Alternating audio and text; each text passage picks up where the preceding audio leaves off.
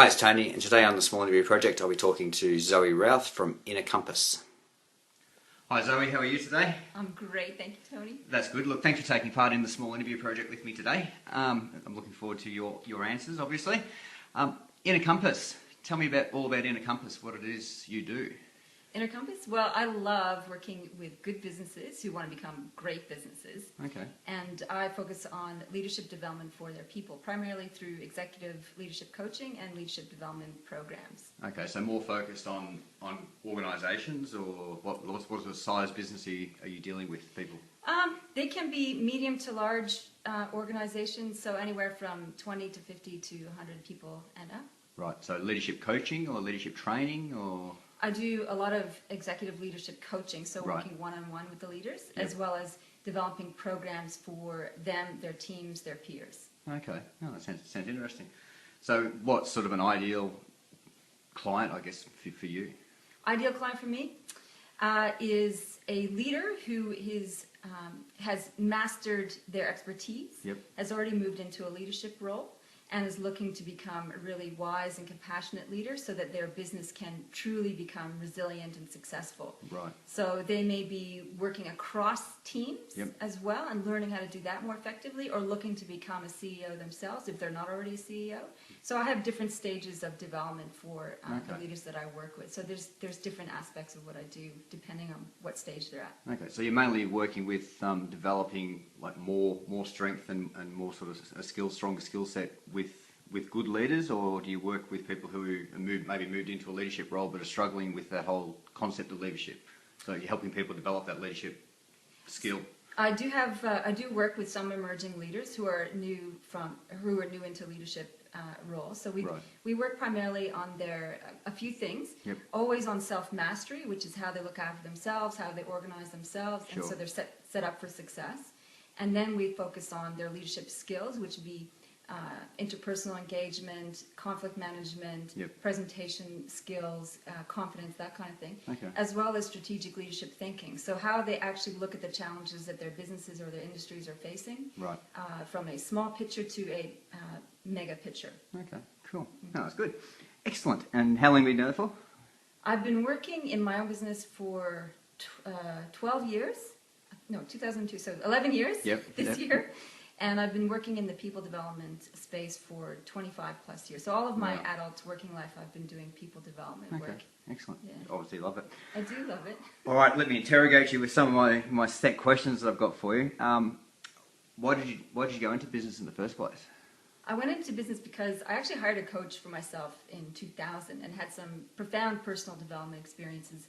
And having been in personal development for 10, 15 years at that point, I thought, this is such a powerful modality. I want to do this as my next stage Sure. of professional development in terms of helping people.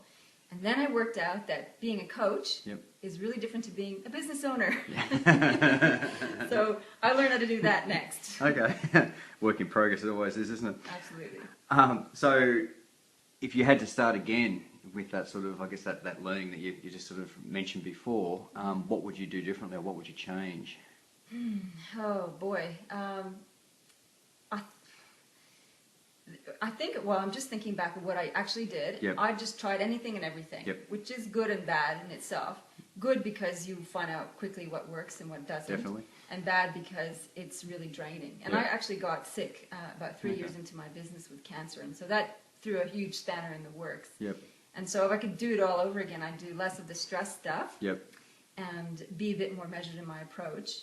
And I think probably work out more quickly who I wanted to work with Right. in terms of my niche market and who I really wanted to serve, Yep. and then build the business backwards from that. Okay. So I think I started with, I want to coach, I'll coach anyone, Yep. anywhere, anyhow. Absolutely, Kind of thing, yep. As opposed to thinking, I really want to work with a specific group of people on this particular topic. But I think that's a process of maturation that you go through in terms of refining what you're doing and who you work with. Definitely. So did you go in when you started with any sort of plan, or was it just that shotgun approach that we all probably fall for sometimes? I think my plan was try and talk to as many people as possible Yep. about what their challenges were, and then invite them to coaching. Okay. And so when I first started out, I tended to attract a lot of women in business. So Okay. I coached a lot of women in business, and that became my focus for a good 5 to 7 years probably. Right. And then expanded, I started getting a lot more male clients as well, and now I have a 50-50 balance of Okay. male and female clients, particularly as I focus more on leadership development in the last sort of 5 years. Sure. Okay. You alluded to challenges along the way before, but what's been your biggest challenge? My biggest challenge? Well, I love my work, and I was speaking to you previously about this. I love it, so I tend to do it anytime, anywhere. And putting some boundaries around my time in terms of doing what I love. I also need time to take time out and step out and relax and do fun things. Sure. And I've gotten a lot better at that over the years, but that's a primary challenge. Yep. And I guess the other primary challenge, which I think is familiar to many business owners, is actually lining up new work. So constantly looking to find new clients as well as serving your current clients well. Yeah, because it's so easy to let that whole sales process sort of drop off if you sort of focus on your existing clients at that point in time and forget about your marketing and your lead generation. That's right, yeah. It's good to have systems that you can just sort of keep at, just Absolutely. plugging away at. Absolutely. This is probably related a little bit to what you just mentioned, but balancing, you've obviously learnt some skills to balance that working on your business and in your business. So how do you do that?